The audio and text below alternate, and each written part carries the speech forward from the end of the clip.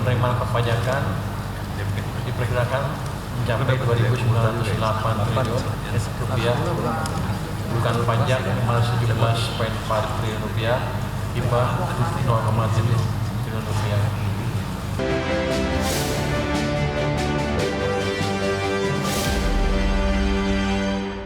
Ya, pemerintah menargetkan pendapatan negara dalam RAPBN 2027 mencapai 3.426 triliun rupiah. Adapun penerimaan perpajakan diproyeksikan mencapai 2.908 triliun rupiah, sedangkan penerimaan negara bukan pajak ditargetkan sebesar 517,4 triliun rupiah. Menteri Keuangan Purbayayudi Sadewa menargetkan pendapatan negara dalam rancangan anggaran pendapatan dan belanja negara atau RAPBN 2027 mencapai 3.426 triliun rupiah. Target tersebut tumbuh 6,8% dibandingkan Outlook 2026 dengan rasio pendapatan negara terhadap produk domestik bruto mencapai 12,25%. Purbaya merinci penerimaan perpajakan diproyeksikan mencapai 2.908 triliun rupiah. Sedangkan penerimaan negara bukan pajak atau PNBP targetkan sebesar 517,4 triliun rupiah. Menurutnya target tersebut merupakan bagian dari upaya pemerintah memperkuat kapasitas fiskal secara bertahap dan berkelanjutan. Penerimaan perpajakan diperkirakan mencapai 2.908 triliun rupiah, bukan pajak 17,4 triliun rupiah, hibah 0,7 triliun rupiah. Jadi perpajakan harusnya akan lebih bagus dibanding tahun-tahun sebelumnya. Sampai dengan data terakhir hari ini, pertumbuhan pengumpulan pajak kita sudah mencapai 30% ya, Pak Dirjen. Jauh lebih baik dibanding tahun lalu, dan ke depan saya pikir kita akan tetap bisa memperbaiki tax ratio kita secara signifikan. Purbaya optimistis kinerja penerimaan perpajakan pada 2027 akan lebih baik dibandingkan tahun-tahun ini. Ia menilai capaian penerimaan pajak di tahun 2026 juga menjadi modal untuk memperbaiki rasio pajak secara signifikan hingga tahun depan. Jakarta, Raharjo Patmo, ADX Channel. Ya, selain itu juga pemerintah menargetkan realisasi investasi pada tahun 2027 dapat mencapai 2.322 triliun rupiah.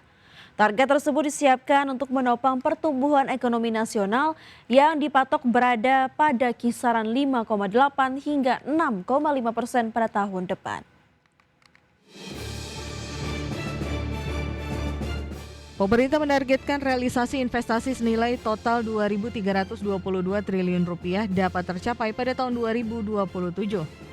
Target tersebut meningkat 280,7 triliun rupiah atau sekitar 13,8% dibandingkan target investasi 2026 yang sebesar 2.041,3 triliun rupiah. Dalam konferensi persnya, Menteri Investasi dan Hilirisasi sekaligus Kepala Badan Koordinasi Penanaman Modal Rosan Ruslani menyampaikan bahwa peran investasi terhadap pertumbuhan ekonomi semakin kuat, di mana pada kuartal 2 2026, sektor investasi menyumbang sekitar 39% terhadap total pertumbuhan ekonomi nasional.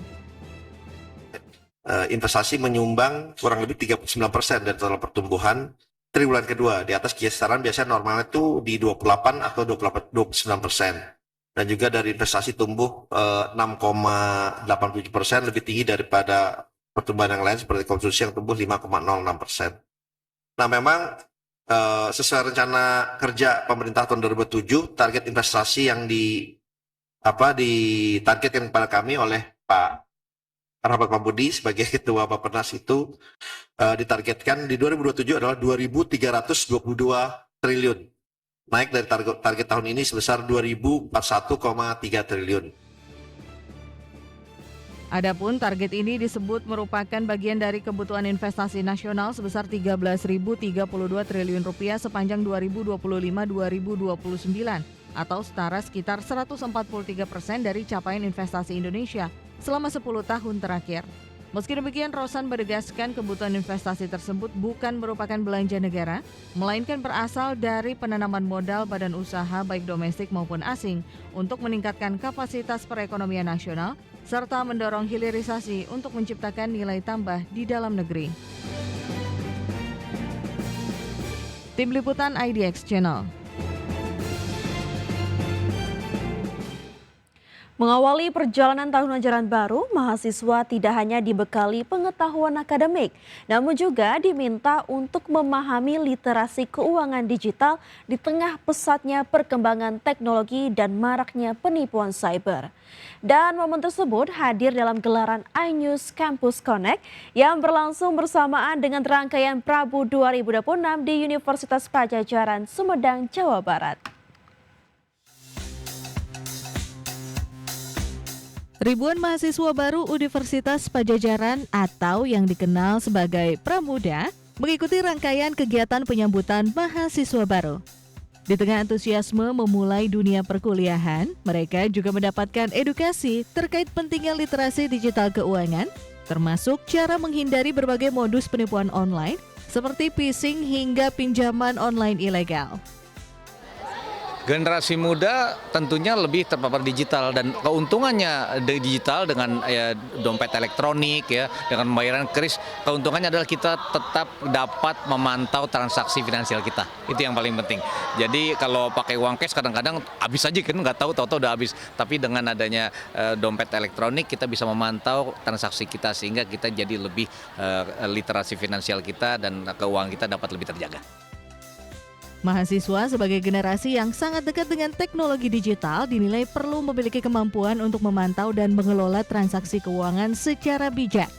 Penggunaan dompet digital dan pembayaran kris dinilai dapat membantu pengguna mencatat dan memantau aktivitas keuangannya sehingga pengeluaran mahasiswa dapat lebih teratur. Presiden Direktur OVO Karania Dharma Saputra menyampaikan bahwa peningkatan inklusi keuangan harus diimbangi dengan peningkatan literasi. Oleh karena itu, melalui program OVO Fintech Academy, pihaknya terus bekerja sama dengan sejumlah kampus untuk memberikan edukasi keuangan digital, khususnya bagi generasi muda. Ya, jadi memang kita harus selalu mengimbangi antara literasi dan inklusi. Kita semua tahu bahwa inklusi kita lebih tinggi dibandingkan literasinya. Karena itu ini merupakan salah satu bentuk dari kontribusi OVO. Ini kan bagian dari apa yang kami sebut sebagai OVO Fintech Academy. Jadi kami bekerja sama dengan banyak kampus untuk terus berusaha meningkatkan literasi keuangan kita. Karena berbagai teknologi yang selama ini sudah diterapkan di Grab dan OVO sudah sangat canggih untuk menangkal fraud, penipuan, tetapi juga yang terpenting adalah bagaimana meningkatkan literasi di kalangan pengguna, khususnya anak-anak muda. Adapun di era digital dan kecerdasan buatan yang terus berkembang, mahasiswa baru Unpad diharapkan tidak hanya menjadi pengguna teknologi, namun juga mampu memanfaatkannya secara bijak dan bertanggung jawab. Pesan inilah yang dibawa dalam iNews Campus Connect sebagai bagian dari edukasi bagi generasi muda agar semakin cakap menggunakan teknologi sekaligus lebih waspada terhadap risiko kejahatan digital. Dari Sumedang, Jawa Barat, Naura Syafikah, Dila Aulia, IDX Channel.